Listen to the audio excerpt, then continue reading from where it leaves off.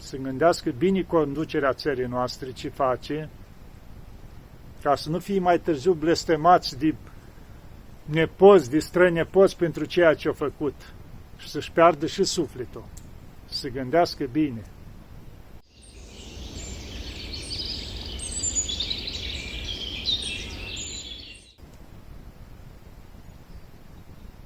Iată, dragii mei, că ne vedem iarăși. Am început un an nou. Am încheiat anul. Am tras linii fiecare. Am văzut ce am făcut în anul ăsta, bun, rău. Am început anul următor cu nădejdea de mai bine, de a fi mai buni, mai aproape de Dumnezeu, că dacă n-am început așa, l-am început rău. Nimic fără Dumnezeu, ca să știți. Tot ce facem fără Dumnezeu e pierdut. De asta să avem un pic grijă și să nu uităm că la comandă e Dumnezeu. Să nu ne încredem în mintea noastră că noi suntem ăia grozavi, deștepți, că noi putem, facem, inventăm, răsturnăm, că vedem ce am făcut în lumea asta, cu știința noastră, că toate au fost făcute de Dumnezeu buni foarte, adică perfecte. Și noi am început să le dărâmăm, să le distrugem după mintea noastră, pentru că l-am scos pe Dumnezeu din viața noastră. Să încercăm să reparăm lucrul ăsta, să-L chemăm pe Dumnezeu în viața noastră, să-L aducem prin faptele noastre. Că în felul ăsta o să schimbi și fața lumii. Dacă nu, o să fie haos, dezastre, războaie și tot ce vreți. Pentru că unde nu-i Dumnezeu, e haos. Da. Și pentru că mi-amintisem de un lucru așa, cândva am mai vorbit și despre Sfânta Împărtășanie, ce se întâmplă? Putem să ne împărtășim cât de des ne dă voie duhovnicul, dar să fie cu binecuvântarea duhovnicului. Că mai vin oamenii aici și, Părinte, pot să mă împărtășesc? Dar zic, l-ai întrebat pe duhovnicul? Nu l-am întrebat. Păi zic că e bine când pleci de acasă, în Atos, la Ierusalim, unde te duci, să-l întrebi pe duhovnic, Părinte, am binecuvântare să mă împărtășesc acolo unde mă duc? Sau dacă e nevoie să-mi fac un preot, o dezlegare, ceva acolo, ca să mă pot împărtăși? Sau dacă nu e nevoie cu binecuvântarea duhovnicului, te-ai luptat, să ai ținut mintea cât de cât adunată, să fie toate cu binecuvântarea duhovnicului, că atunci avem mult folos, ca să știți. Și aici m-am referit acum la Sfânta Împărtășanie, nu mai intru în alte amănunte. Și cei care veniți în Atos să aveți binecuvântarea duhovnicului când vreți să vă împărtășiți, că atunci e folosul mult mai mare. Da. Și alt lucru, ce vreau să spun.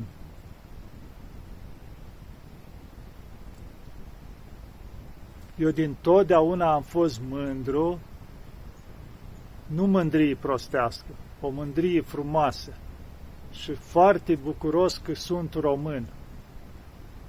Că am văzut că la mulți, după ce pleacă prin străinătate, îi rușine că sunt români. Cu ce să ne fie rușine?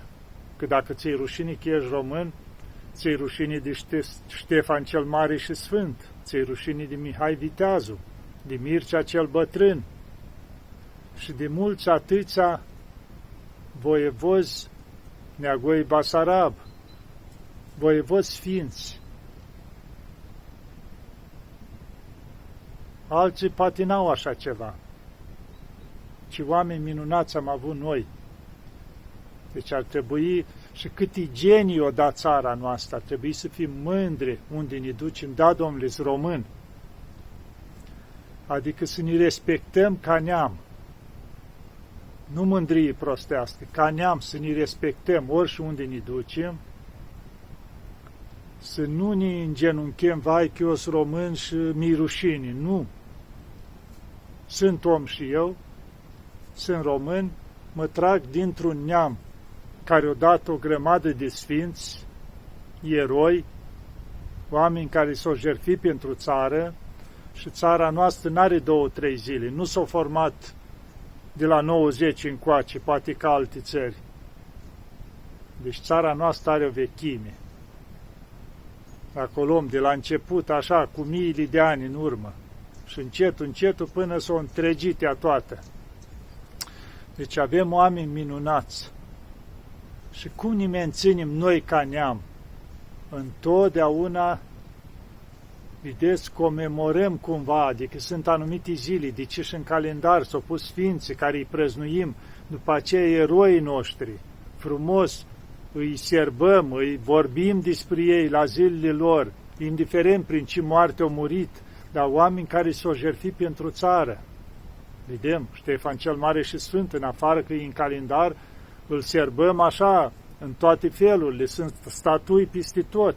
Mihai Viteazu, care au făcut unirea, și mulți alții, deci vorbim de ei, oameni care s-au jertfit, vedeți, de Mihai Eminescu, om care a luptat pentru țară, a fost dintre intelectuali, om care a luptat la nivelul lui, pentru întregirea țării, pentru păstrarea limbii, pentru unitatea, așa, dintre români și așa mai departe. O greșeală a noastră, care o îngăduim. N-am văzut la niciun popor lucrul ăsta. Vin străinii și ni spun: pe ăla nu trebuie să-l serbați, nu trebuie să vorbiți de el, că nu ne place nouă de el. Și conducerea noastră pleacă capul repede și auzi, dărâmat stătuia, scoate special land că ne-a spus ea că nu le place de el. Da? Care-i treaba?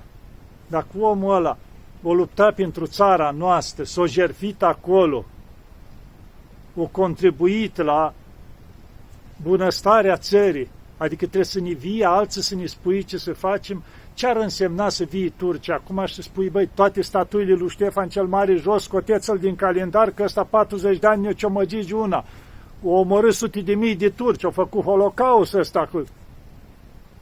Ce-ar fi să vii turci, spui lucrul ăsta? Și atunci noi ce-am răspunde? S-a dus cumva Ștefan cel Mare în Turcia și a făcut lucrul ăsta? Nu. Voi ați venit și ați atentat la viața românilor, la bunăstarea țării, ați cotropit-o și atunci noi ne-am apărat. La fel și toți ceilalți. Acolo stat în țară și au apărat țara, în felul lor. Cu armă sau fără armă, sau cu nivelul intelectual, cu ce le-a dat Dumnezeu. Deci nu s-a dus nimeni nicăieri să facă rău cuiva. Că au venit alții și au încercat să facă rău țării, asta e altceva. Ei au încercat să o apere. Și sunt eroii noștri, care trebuie să-i respectăm și să le dăm cinstea, că s-au jertfit, alții nu vedem perioada comunistă, câți au stat în închisori. De ce? Pentru că erau oameni coloană vertebrală, oameni cu viață sfântă, trăiau în rugăciune în închisori.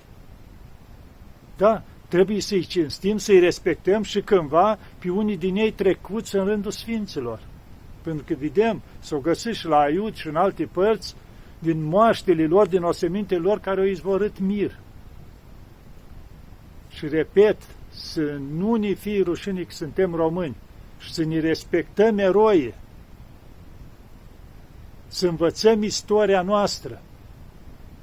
Orice român să știe de unde se trage și ce oameni am avut. Nu ca să ne dicteze alții ce să facem. Un pic de atenție la asta și conducerea țării și toți ceilalți să vadă ce au făcut spre binele țării. Mă uit aici la greci. Aveau un haiduc de ăsta care trăi pe munți în timpurile grele ale Grecii. Cât de mult îl respectă, Colocotronis. Da, și alții ar zice, dar era un tâlhar, nu știu, nu pentru ei, era un haiduc care în perioada aia când au fost ocupați grecii, el s-a luptat. O trăi pe munți, cât a putut el în felul lui, pentru eliberarea Greciei. Ce-ar fi să fii străini, spui, dar l-au fost tâlhar, cum îl cinstiți voi? Nu, deci la mari cinste peste tot l-au și mulți alții. Deci să ne respectăm strămoșii noștri, geniile noastre, nu după ceea ce ne dictează alții, după conștiința noastră, să le dăm respectul, că poate călcăm pământul udat de sângele lor. Gândiți-vă câți sfinți o dat țara noastră. Da, să nu mă pierd în lucrurile astea prea mult.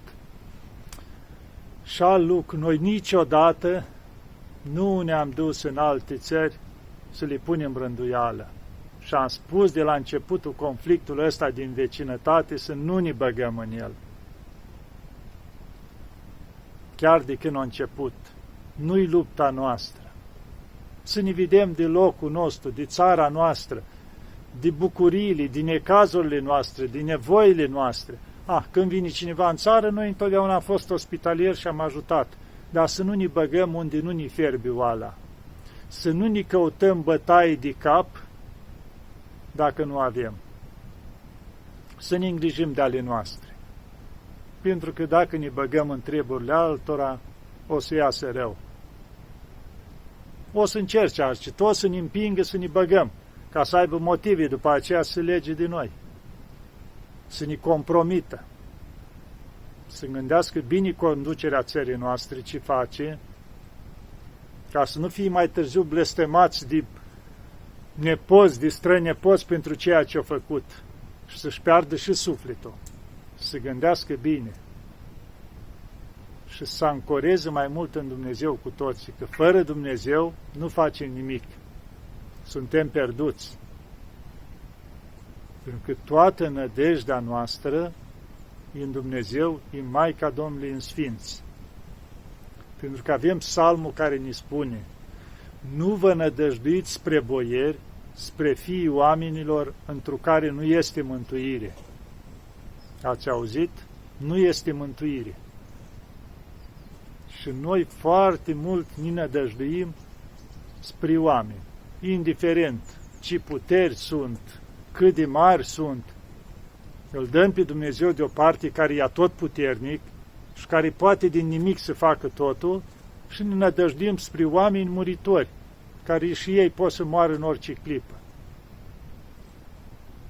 Să ne gândim bine și să începem anul ăsta cu mai multă credință, cu mai multă rugăciune,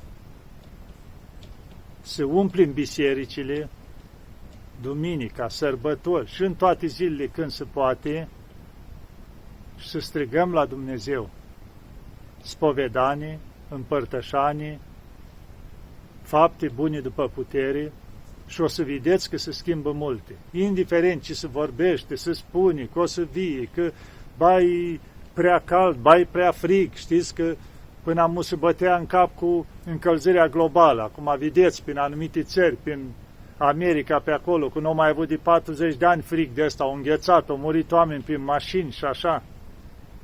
Nu e mâna lor. Când să fie frig, când să fie cald. Când îngăduie Dumnezeu. De asta scăparea noastră e la Dumnezeu. Și să fim mai buni și să nu uităm niciodată de Dumnezeu. Și o să vedeți că se schimbă toate și o să avem un an cu mai multe bucurii și cu mai puține necazuri. Și chiar de-ar mai fi necazuri, le depășim mai ușor dacă suntem ancorați în Dumnezeu. Dacă nu, atunci suportăm consecințele. Da, dragii mei, cum am spus, să avem nădejde că la Dumnezeu întotdeauna există scăpare în orice situație. La El nu există imposibil. Imposibil e la oameni, dar nu la Dumnezeu. Și poate face minuni Dumnezeu și o să facă minuni, dar să nu-L lăsăm noi, să-L chemăm în viața noastră. Și după cum am mai spus de atâtea ori, să aveți acasă icoana Maicii Domnului cu Mântuitorul, candela aprinsă permanent acolo și să-i cerem ajutorul. Fiecare seară, în 10 minute, acolo în genunchi, să-i spunem tot ce avem pe suflet. Și o să vedeți că se fac minuni în viața noastră. Să ne ajute Maica Domnului și Bunul Dumnezeu. Doamne ajută!